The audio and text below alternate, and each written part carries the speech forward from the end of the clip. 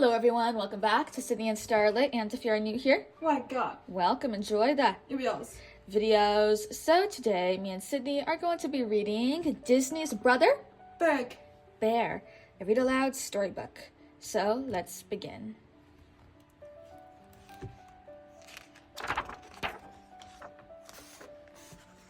An unlikely totem. Sitka, Denahi, and Kenai were brothers. They lived a long time ago, when ice still covered much of the earth. The people of their village looked at the stars at the night and saw magical lights that danced in the sky. They believed the lights were the spirits of people who had lived before them and now watched over them. When it came to chores like hunting and fishing, though, Kenai's older brothers had to watch over him. Sitka and Denahi wished he would work more and play less. But Kenai was excited. Today, he would receive his totem, a small animal carved in stone that would guide his actions. Later, when he learned to follow the ways of his totem, he would be allowed to add his handprint in the ceremonial cave wall, as the generations before him had.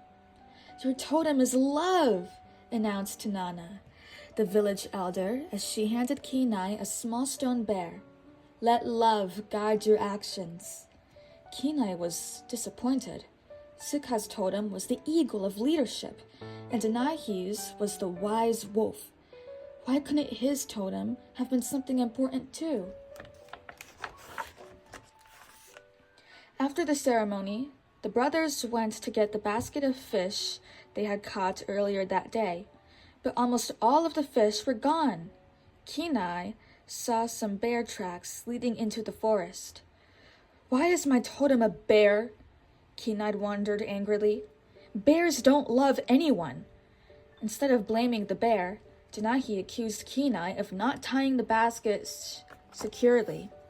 Kenai grabbed his spear and headed off to find the bear. Annoyed, Sitka glared at Denahi as Kenai raced away. Sitka worried about Kenai, so he and Denahi followed the boy into the forest. Within minutes, they heard a scream. Both brothers began to run toward the sound. They found Kenai stuck on a dangerous ledge. Sitka leaned over the cliff and tried to grasp Kenai's outstretched hand. "You've got to get out of here!" Kenai yelled, looking over his brother's shoulder.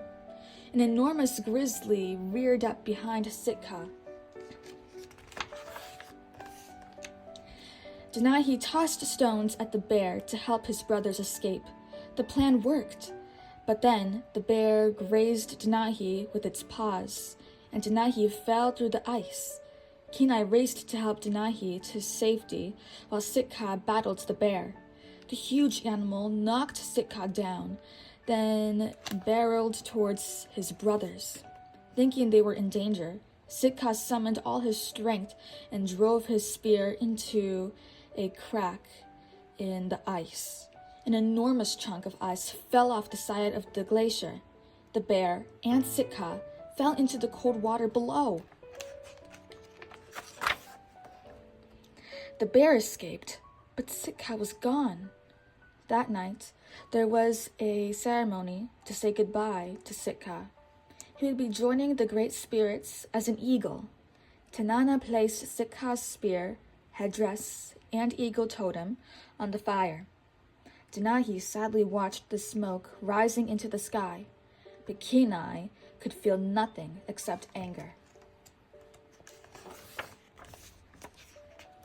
"We're going after the bear," Kenai announced after the ceremony.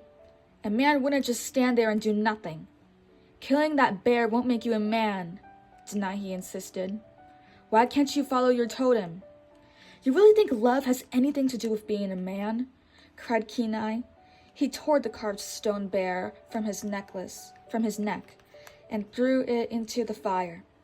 As Kenai raced off, Tanana rescued the totem and gave it to Denahi. Denahi knew what he had to do. He put the totem in his pocket and raced away to stop Kenai, who was already far ahead of his brother.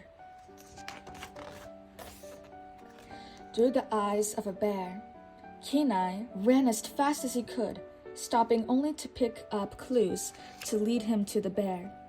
Finally, he found the bear and chased it through a rocky canyon to the top of a high ridge. Boy and beast faced each other and began to battle. After a fierce struggle, the bear fell on Kenai just as he lifted his spear.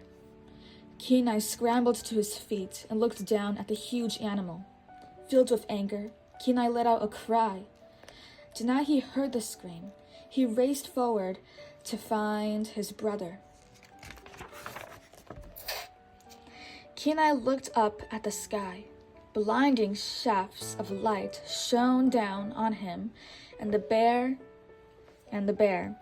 Kenai tried to run, but wherever he turned, light exploded around him. He pierced one of the beams with his spear, then watched amazed as animal spirits poured from the light and began to swirl around him. "Sitka!" Kenai said suddenly. Kenai stared in wonder at Sitka's eagle spirit, swooped down in front of him. Gently, Sitka lifted Kenai into the air. As the lights and spirits surrounded him, Kenai changed. He became a bear.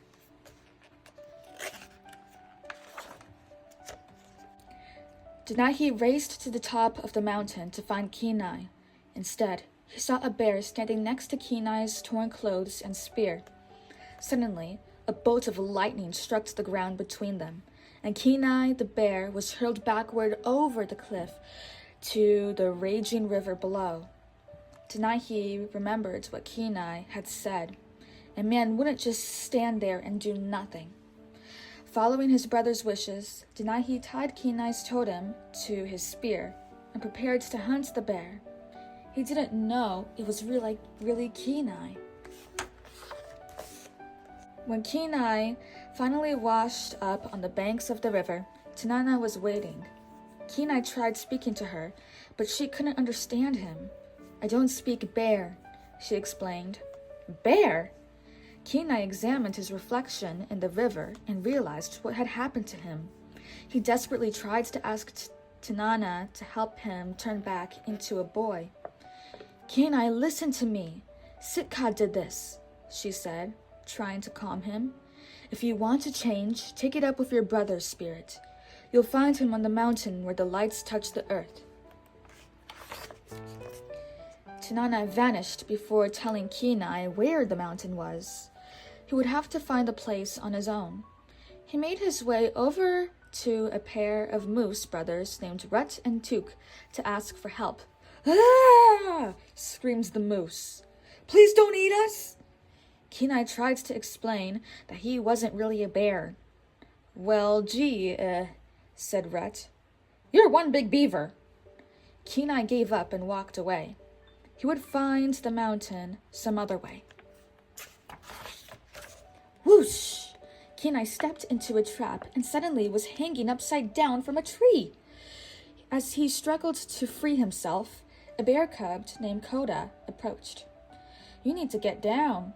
Let me help," Koda offered, swinging a stick at Kenai. "Ow! Stop that!" shouted Kenai.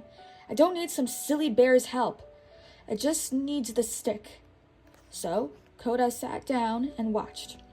And while he watched, Koda talked and talked and talked. Finally, after nearly a whole day had passed, Kenai agreed to let the cub help him. And he did. Kenai flew into the air and landed with a thud. Moments later, Koda sniffed the air. He smelled something dangerous. "Run!" the cub shouted as he took off into the woods. Just then, Denahi emerged from behind a tree. "You found me!" Kenai cried out in relief. "You wouldn't believe what a nightmare this has been." But all Denahi heard were growls from his enemy, the bear. He raised his spear. Kenai quickly realized he was being hunted by his own brother. Kenai ran until he spotted the ice cave where Koda was hiding. The pair sat motionless as Denahi walked across the ice above their heads. Finally, Denahi left. Koda asked Kenai to go with him to the big salmon run. "I'm not taking you to any salmon run," Kenai said grumpily. But Koda insisted, explaining that he had lost his mother and hoped to find her there. "Come on," he said. "There's lots of bears and a ton of fish, and every night we watched the lights touch the mountain." Kenai couldn't believe it. Koda was going to the very place Kenai wanted to find. The place where Kenai could speak to Sitka's spirit and change back into a human. Koda was such a chatterbox that Kenai didn't know how long he would be able to stand him, but he decided he would do anything to get to the mountain where the lights touched the earth. He had to find a way to become human again. So after a good night's sleep in the cave, Kenai and Koda were on their way. Koda loved every minute of their long journey. He felt safe traveling with a big bear and started to look up to Kenai as an older brother. Kenai wasn't exactly overjoyed about traveling with pesky bear cub, but he had to admit that Koda could be fun every once in a while. Along the way to the salmon run, Rut and Tuk caught up with the bears. The moose had seen Denahi, and they hoped Kenai would protect them from the hunter. "We lost the hunter back under the glacier," Kenai responded. So you don't think he'll follow those?" asked Rut, looking at the bear's tracks. "I've got an idea," Kenai said, as he spotted some mammoths. He jumped onto a mammoth's back, just as he had when he was a human. Soon, animals big and small were hitching rides. The next day, Kenai and Koda stumbled upon an abandoned village. There, they found a cave wall covered in tribal paintings. The handprints on the wall were just like the ones back in Kenai's village. One painting showed a hunter and a bear. Kenai's heart filled with rage towards the grizzly as he remembered losing Sitka. "Those monsters are really scary," Koda said, "especially with those sticks." Kenai suddenly realized that Koda was talking about men, not bears. The two continued their journey through the forest. Finally, Koda ran up a hill and pointed at the Valley of Fire. It was filled with jagged cliffs and blasting steam. "The salmon run's not far," Koda said. "We just have to go through there." Kenai and Koda began their scary trip through the valley. Suddenly, a spear landed inches away from Kenai. It was Denahi, exhausted and bruised, but determined. Thinking quickly, Kenai plunged his claws into the ground. He made a hole that blasted a glacier of steam and caused his brother to fall backward. Kenai snatched up Koda and headed for a log bridge that led across a deep gorge.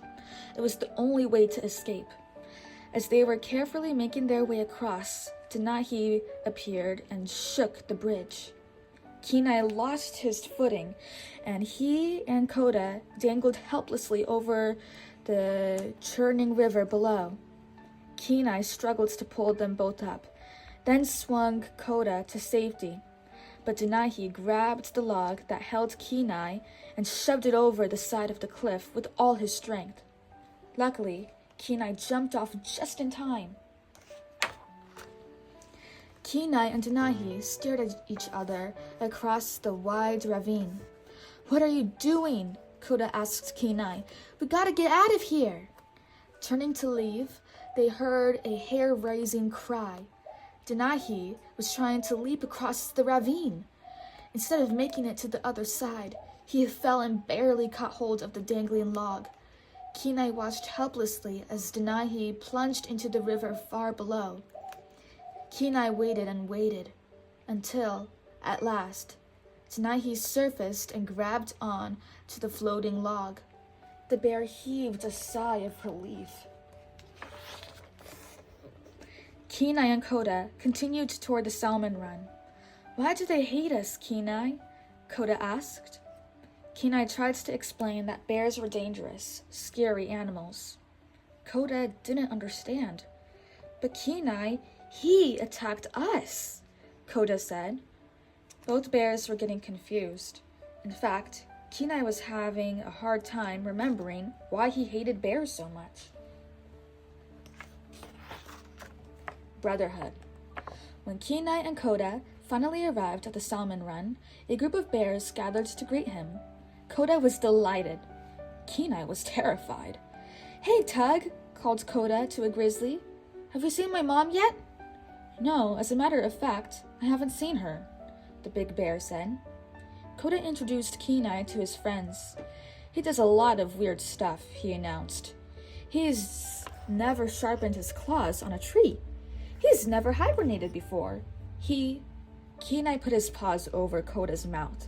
"Sometimes that cub talked too much." "Hey, Muta. Hey." Bears were all around Kenai, splashing, wrestling, fishing, and talking to one another. At first, Kenai didn't know what to think of this strange new place. He felt as if he didn't belong. But the other bears asked him to stay. Over time, he realized it was almost like a village for bears. With Koda as his guide, Kenai soon began to enjoy himself. Even when he tumbled down a huge waterfall, Kenai was especially proud when he and Koda finally caught a salmon.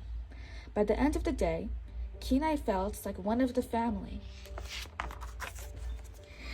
After their long day of fishing, the bears shared stories about the adventures they had had that summer. Koda told the story about the day he lost his mother. He described how his mother had told him to hide. Then he had watched her defend him from the monsters who backed her off the edge of a glacier into the icy water far below. "She got out okay, but that's how we got separated," explained Koda. Devastated, Kenai recognized the story from the day he had lost his brother, Sitka. It was also the story of a mother bear protecting her cub. Oh my gosh, say hi to Muta over here joining the video, our cat. Koda didn't see his friend again until the next morning. He pounced on Kenai playfully, but the older bear was sad. "Koda, I did something very wrong," Kenai began. "Your mother is not coming back." The little bear's eyes filled with tears, and he ran from Kenai. "I'm sorry, Koda," Kenai said, gazing down at the bear's small tracks in the snow. "I'm so sorry." Kenai climbed to the spot where the lights touched the earth. He was going to ask the spirit of Sitka to change him back to his human form. Denahi was waiting for him. He wasted no time in attacking, but Kenai would not fight his brother. That is, not until Koda suddenly appeared and jumped on top of Denahi. When Denahi turned on Koda, Kenai had to do something. "Leave him alone!" yelled Kenai, running toward his brother. Denahi pointed his spear at the charging bear.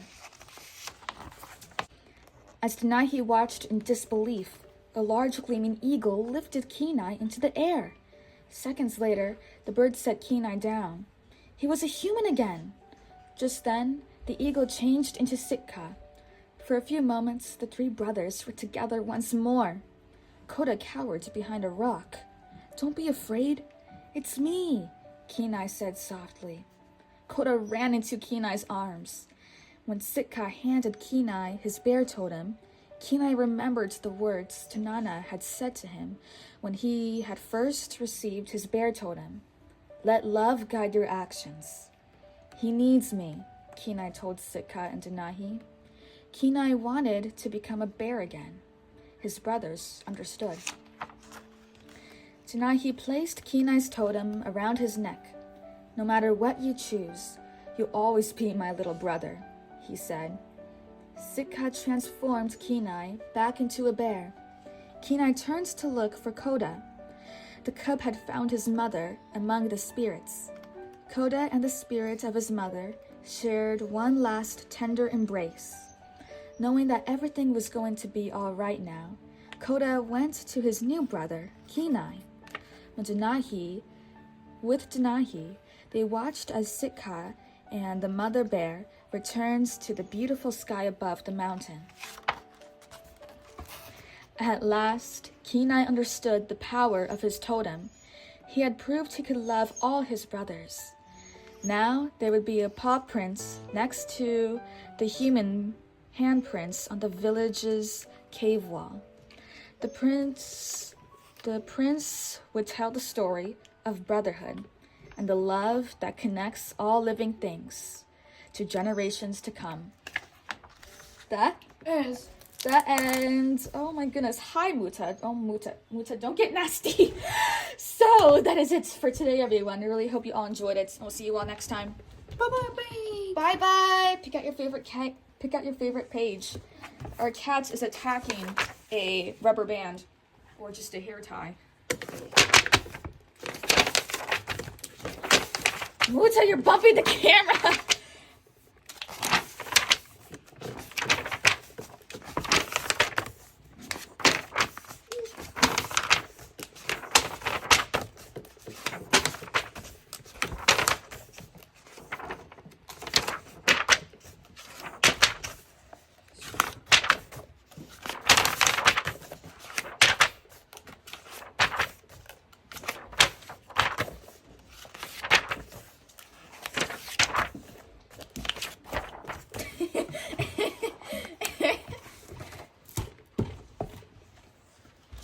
Oh, Muta. Hi, buddy. Yes, it's a very good page. Who's your favorite character? Bear. The bear. Good choice. Bye-bye. Good. Cat. Yes.